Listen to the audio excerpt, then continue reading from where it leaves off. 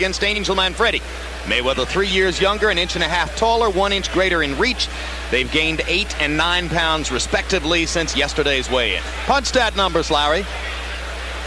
Look at how active they are. Mayweather is a more defensive fighter. Manfredy will probably have to step up those numbers to slow him down. Both fighters use the jab effectively. Mayweather's is probably a more effective jab. And rules of the bout with the master of the ringside scoring, our unofficial scorer, Harold Letterman. Thank you, Jim. The Floyd Mayweather Jr. Angel Manfredy fight is scheduled for 12 rounds, once again using the unified rules. There is no standing 8 count, no 3 knockdown rule. Only the referee can stop the fight, and you cannot be saved by the bell at any round, including the 12th and final round. Jim. All right, Harold.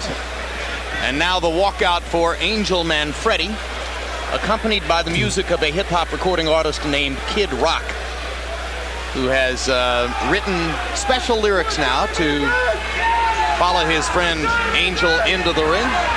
Gary, Indiana's contribution to the world of preening self-absorption in boxing, the Devil/Angel, Angel Manfredy. El Diablo, Hell's Angel, Gary, Indiana, Chicago, Illinois.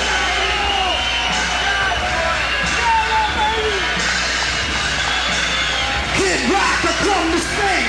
Watching Angel Manfredy do his thing in the brain. Bring the noise, bring the pain, bring the hate, bring it how you wanna bring it, just don't bring it fake. We don't Mayweather, we heard the trash is spoken. Bring it to the ring, not too strong, we broken, no choking. El Diablo's a smoking gun. Ask Scotty how it felt to get done. Nowhere to run, cause it's high tide. We can run from the devil, but you can't hide. Step aside, we ain't even hit it down. We take the story to belt, then we're heading for the prince's crown. Bring the noise, Miami! Bring the noise! Hell's Angel! Chicago, Illinois! Gary, Indiana! Hell's Angel!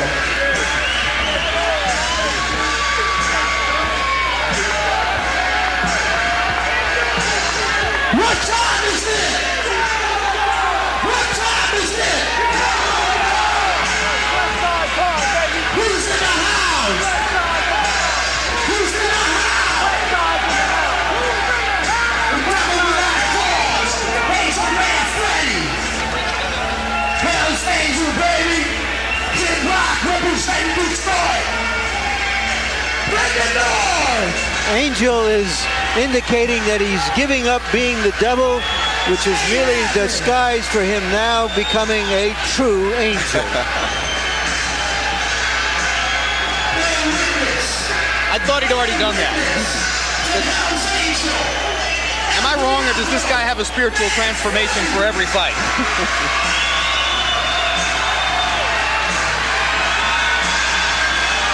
Another reinvention of himself. The same one we've seen before. For Angel Manfredy. The 2 losses early in his career.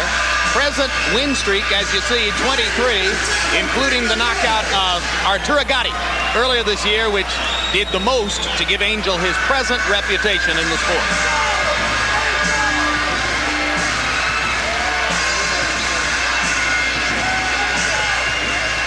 Prince Nassim's promoter Frank Warren was there that night 8 months ago to watch Angel beat Gatti, and went back home to England to decide that his fighter shouldn't face Manfredy at this particular time. Yeah, and there you see the little angels. There you go. Three children.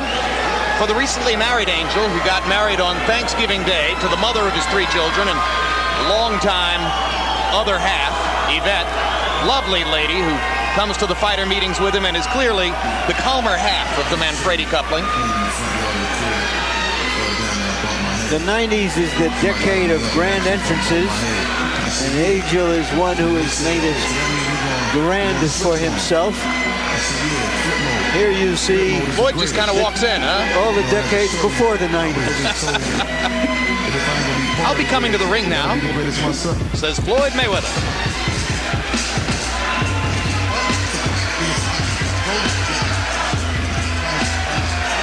Behind his right shoulder, his father and trainer, Floyd Mayweather Sr., who once went 10 rounds with Sugar Ray Leonard, the fighter to whom Floyd likes most to compare himself.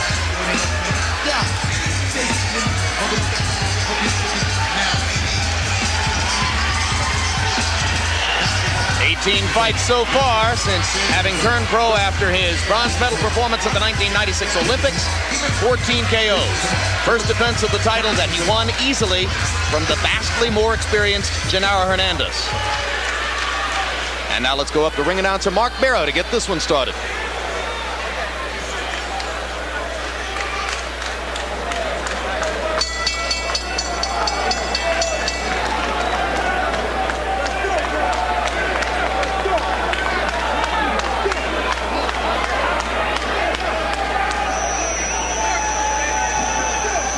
Ladies and gentlemen, Cedric Kushner Promotions in association with Top Rank Incorporated, the Miccosukee Indian Gaming, HBO Sports, and Budweiser, the undisputed, undefeated king of beers, This Bud's For You, presents the Network of Champions main event of the evening, 12 rounds for the WBC Super Bantamweight Championship of the world. Ring officials assigned by the World Boxing Council, President in attendance, Jose Suleiman. Your judges at ringside are from Tallahassee, Florida, Jay Cassis, from Tokyo, Japan, Ken Morita, and from Las Vegas, Nevada, Dalby Shirley. Your referee for this event from the Magic City of Orlando, Florida, Frankie Santori. Introducing now the principals first in the blue corner to my right, wearing the silver sequin trunks with gold trim, weighing in at 130 pounds, his professional record, 25 victories, 2 defeats, 1 draw, and 20 wins coming by way of knockout.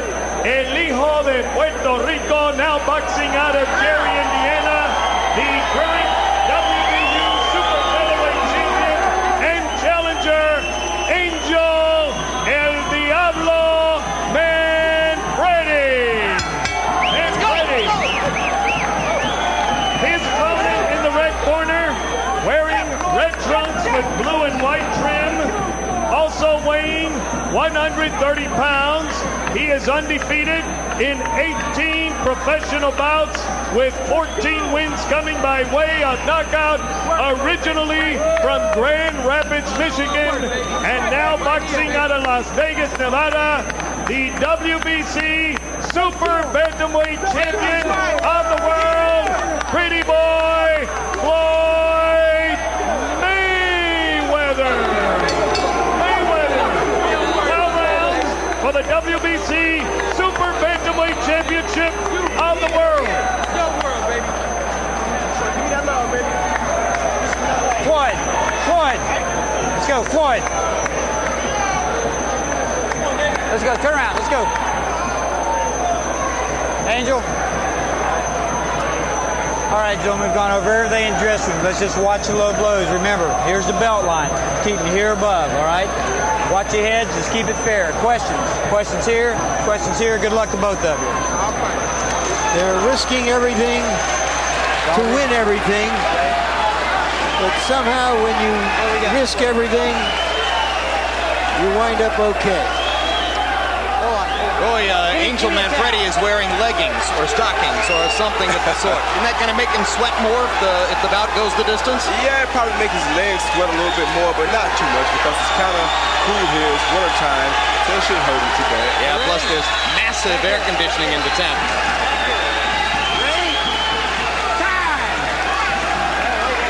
Referee is Frank Santori.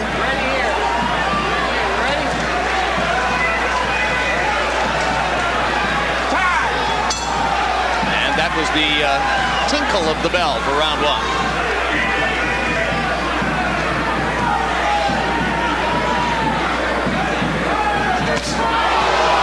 Right hand lead lands from Mayweather, countering over Manfredy's jab.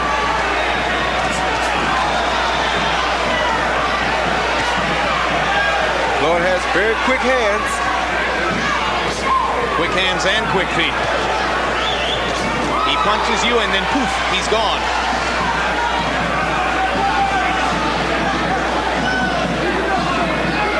And the Mayweather camp sees the speed advantage as being so big that Floyd Sr. relentlessly insulted Manfredy in the promotional build-up to the fight. He took great pleasure in saying in front of Manfredy, he's a bum, and my son will beat him easily. The fighter was considerably more diplomatic in his public pronouncements and never misses the chance to say Angel's a good fighter, and I'm sure he'll fight well. The fighters usually try to maintain respect, good respect for one another.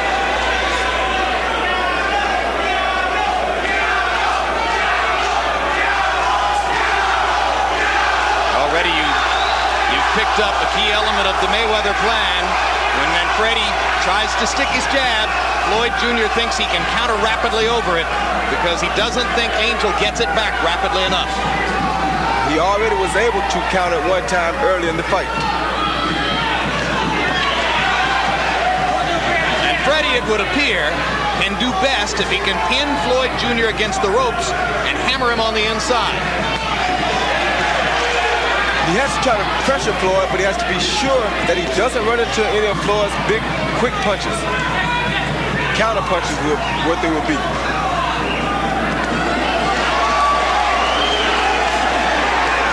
And Manfredy trying to get to the body as he momentarily flashes Mayweather to the ropes.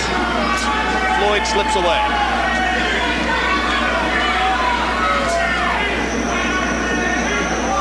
Mayweather starting to flick his jab.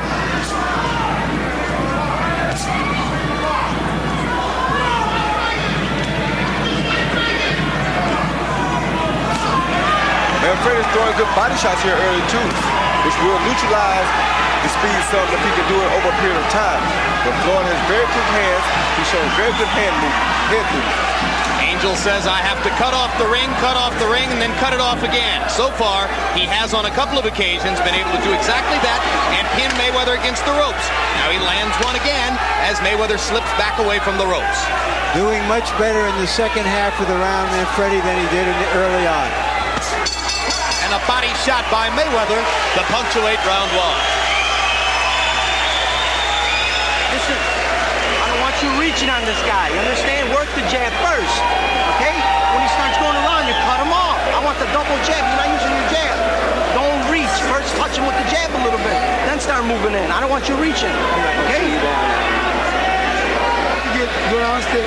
Breathe. Use your jab, okay? Speed back is on your left. Only one on it. Breathe in now slow. Breathe deep. Watch your open hand. Watch your open hand. Do it with the gloves close. Give me some pain. Mayweather dominated the early part of the round, comes back at the very end with a nice body shot followed by a jab.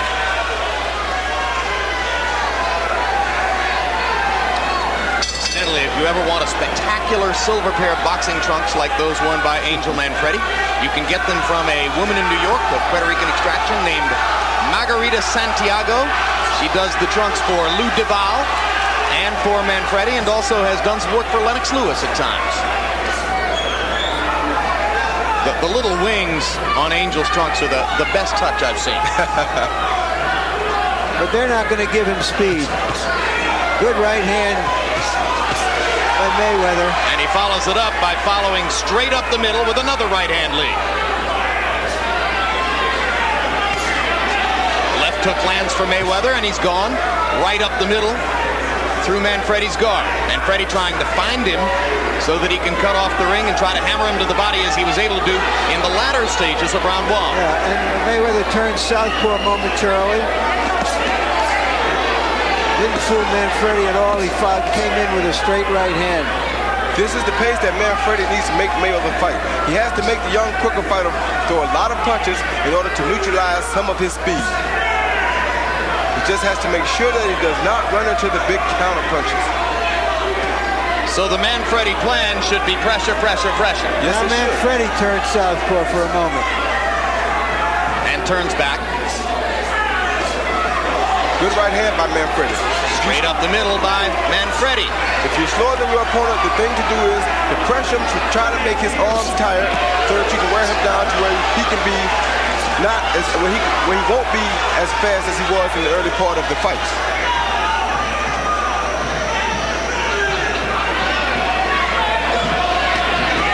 Right hand lead lands for Manfredy, and he comes back with a hammering left hook to the body.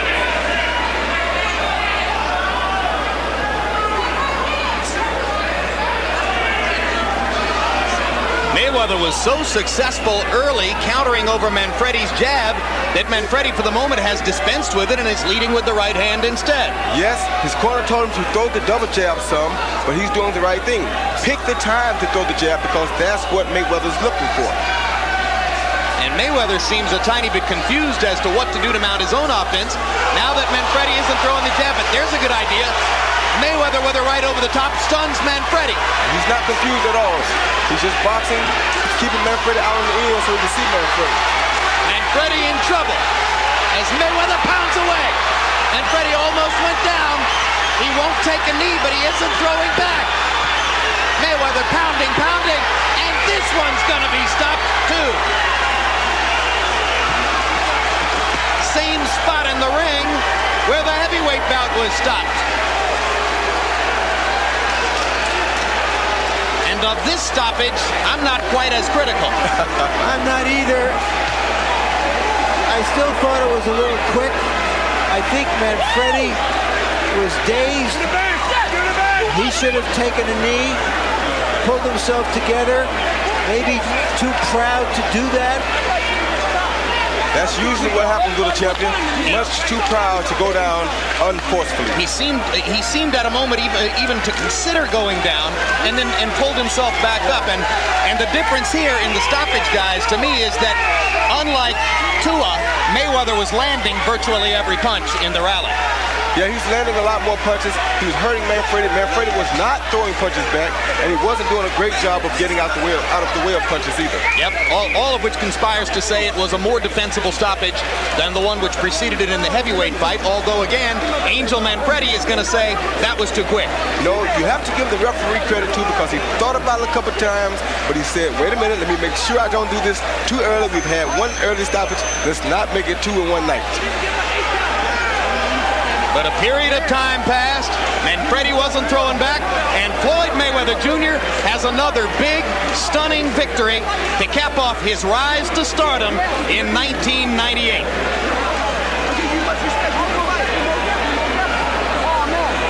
And with yet another nod to Roy Jones and Shane Mosley and what they both accomplished this year, there, in the eyes of many, is your fighter of the year for 98, Floyd Mayweather Jr. I think he's had a terrific year, but Shane Mosley, to me, who defended his title 5 times and won 5 stoppages and knockouts, was the fighter of the year. There you saw that quick right hand, what makes this fighter so dangerous that you don't know when it's coming. And here's the rally that prompted the referee, Frank Santori, to stop it. Land, miss, land. Miss, land, miss. Notice Manfredy did not throw a noticeable punch during that whole time. Yeah, from this point forward, I don't think he throws another shot.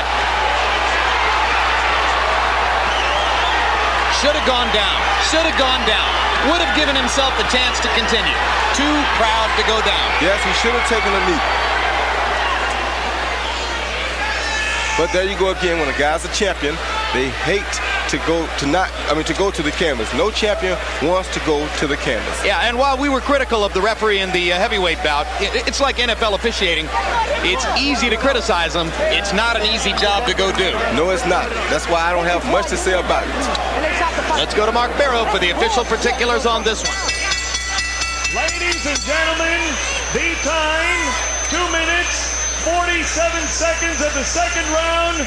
Referee Frankie Santori stops this bout.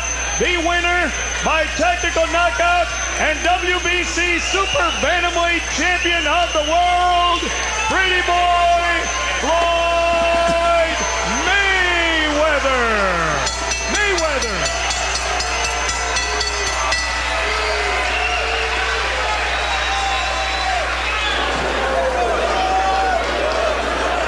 There you can see Angel Manfredy telling the referee what he thinks of the stoppage, which has given him the third loss of his career and has allowed Floyd Mayweather Jr. to retain his world 130-pound title.